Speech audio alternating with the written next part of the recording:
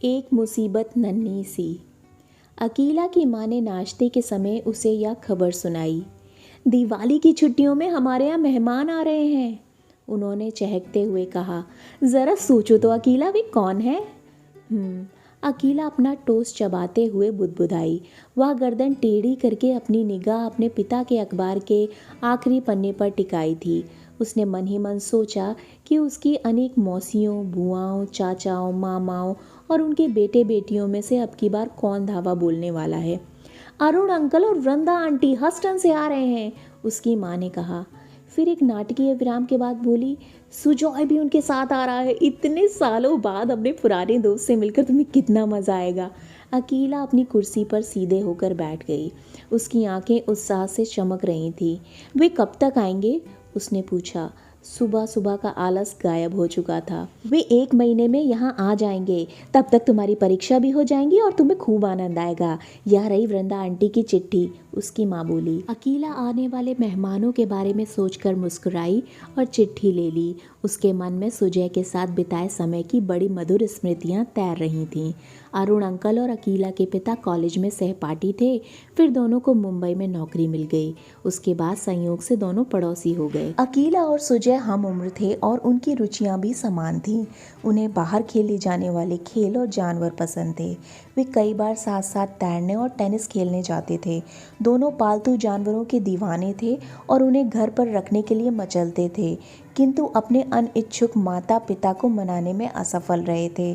फिर भी दोनों दोस्तों ने हार नहीं मानी थी और उन दिनों आवारा कुत्तों या बिल्लियों या चोट खाई चिड़ियों को अपनाने की कोशिश की थी। वे होमवर्क तो साथ साथ करते ही थे, कॉमिक्स और स्टिकर्स में भी उनका साझा था। एक दूसरे के जन्मदिन की पार्टी की खुशी में शामिल रहे थे तो बहस और लड़ाई में भी पीछे नहीं थे।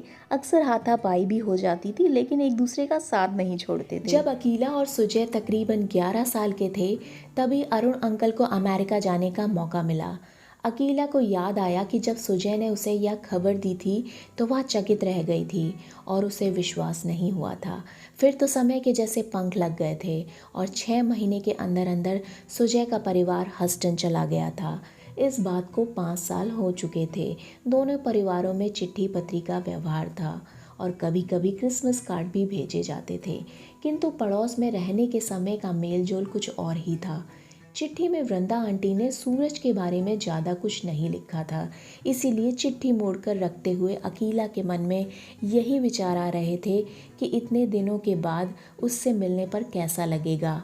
वह जाने के पहले जैसा था क्या वैसा ही होगा या उसमें कुछ परिवर्तन आया होगा। अकीला को एहसास हुआ कि पिछले 5 साल में उसमें ही कितना परिवर्तन आया है। कॉमिक्स, स्टिकर, 2 चोटियाँ और दांत में लगे तार को वो कहीं पीछे छोड़ चुकी थी और अब पत्रकार बनने की आकांक्षा उसके मन में थी। जानवरों से उसे अब भी प्रेम था और अपना कुछ समय वह पशु आश्रम को देती थी। वह कैसी दिख रही थी इस पर उसका ध्यान पहले नहीं जाता था, किंतु अब वह बहुत सतर्क थी कि हर समय चुस्त दुरुस्त और सुसज्जित रहे। अब उसकी तीव्र इच्छा यह हो रही थी कि वह अपने इस पुराने दोस्त पर अच्छी छाप छोड़ सके। अगले 2 हफ्ते अकीला पढ़ाई में लगी रही। उसने तय किया था कि परीक्षा के बाद अपने बाल कटवा कर खास तरह से रखेगी और नए फैशन के कुछ कपड़े खरीदेगी। परीक्षा के आखिरी दिन उसने शीशे में देखा कि उसकी नाक पर एक मुहासा फूट आया है। हालांकि सामान्य मुहासों की तुलना में वह कोई बड़ा मुहासा नहीं था। सच पूछा जाए तो वह एक छोटा सा नामालूम सा बिंदु था, किंतु अकीला की हालत ऐसी हो गई थी कि काटो तो खून नहीं।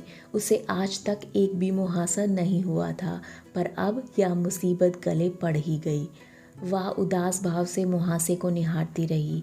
फिर उसने साबुन का खूब सारा झाग बनाकर उसे बार बार धोया, किंतु हाय, इस तरह बेदर्दी से रगड़े जाने पर भी मुहासा नहीं गया। अकीला ने भोलेपन से सोचा था कि वह धुल जाएगा, पर उल्टे वह और लाल होकर उभर आया। दिन भर वह मुहासा उसके दिमाग पर छाया रहा। परीक्षा देते समय भी वह कई बार अपनी उंगली मुहासे पर फिराती रही। वह उसे हल्के से रगड़ती रही और शाम तक मुहासा बड़ा हो गया। अब वह एक विशाल तमतमाई हुई लाल रंग की फुंसी बन गया था और अपनी मौजूदगी जाहिर कर रहा था। घबराई हुई अकीला ने अपने कई अनुभवी सहेलियों से मुहासे के बारे में पूछताछ की और उनसे छुटकारा पाने के लिए तरह तरह के घरेलू नुस्खे मालूम किए। टूथपेस्ट, बेसन, पिसी हल्दी, ये जादुई समाधान उसे बताए गए। मुहासे पर इनका लेप जमकर करना था। अकीला ने बड़ी निष्ठा से ये लेप मुहासे पर पोत दिए, किंतु नतीजा कुछ नहीं निकला। उल्टे मुहासा इस सब से और फलने फूलने लगा।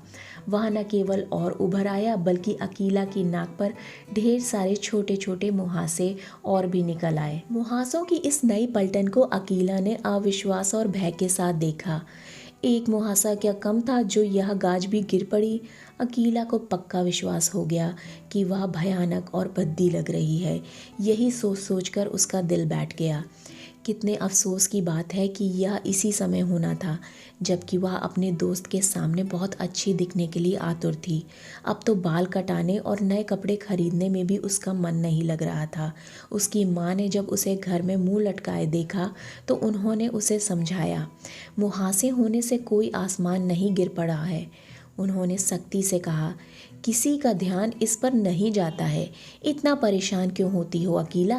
अरे छोड़ो भी, थोड़े से मुहासे होने से क्या तुम्हारी शक्ल बदल गई है? अकीला पर इसका कोई असर नहीं हुआ। मुहासे दिन रात उसके दिल दिमाग पर छाए रहे। वह घंटों शीशे के आगे बैठकर मुहासे को घूरती रही।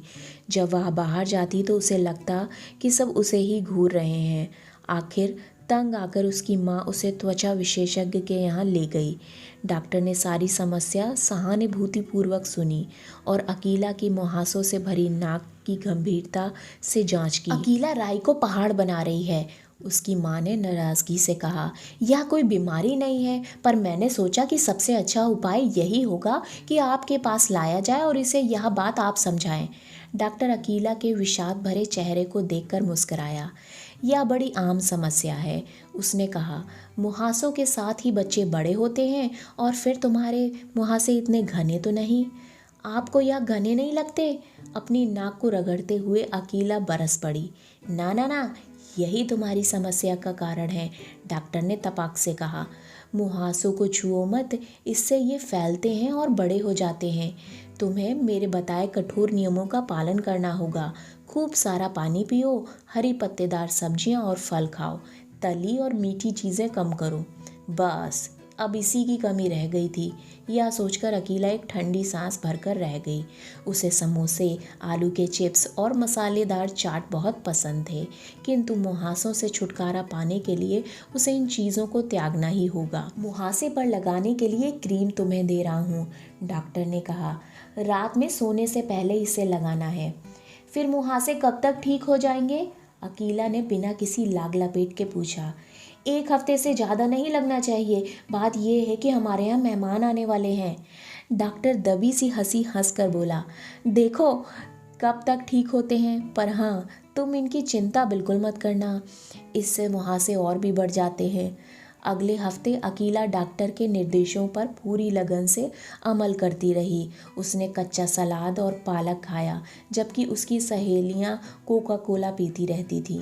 वह नियम से क्रीम लगाती रही और एक बार भी अपनी नाक नहीं छुई। उसने कोशिश की कि मुहासे के बारे में चिंता ना करें, किंतु डॉक्टर के द्वारा दिए गए निर्देशों में से इस निर्देश का पालन करना सबसे कठिन था।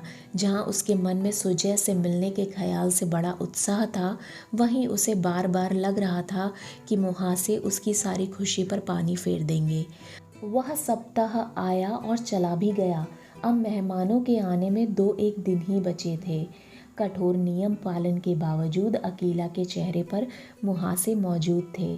अकीला को विरक्त भाव से इस बात को स्वीकार करना पड़ा कि सुजय के आने तक वे मुहासे वहीं के वहीं बरकरार रहेंगे। आखिरी प्रतीक्षित दिन आ गया।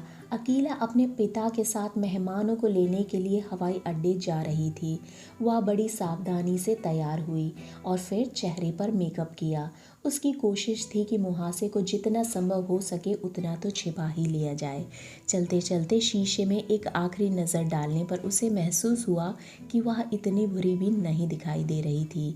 हवाई अड्डे पर अकीला ने अरुण अंकल और वृंदा आंटी की जानी पहचानी आकृतियां तुरंत देख लीं, किंतु उनके बगल में यह लंबा सा चौड़े कांधों वाला अजनबी क्या सुजय है? वह अजनबी अपनी पुरानी दोस्त के पास सीधा चला आया और अपना हाथ बढ़ाया। जब अकीला ने शर्माकर उससे हाथ मिलाया और उसकी मुस्कुराती आंखों में देखा तो उसकी ऊपर की सांस ऊपर और नीचे की सांस नीचे रह गई। सुजय की नाक और गालों पर जमकर बहार आई हुई थी मुहासों की।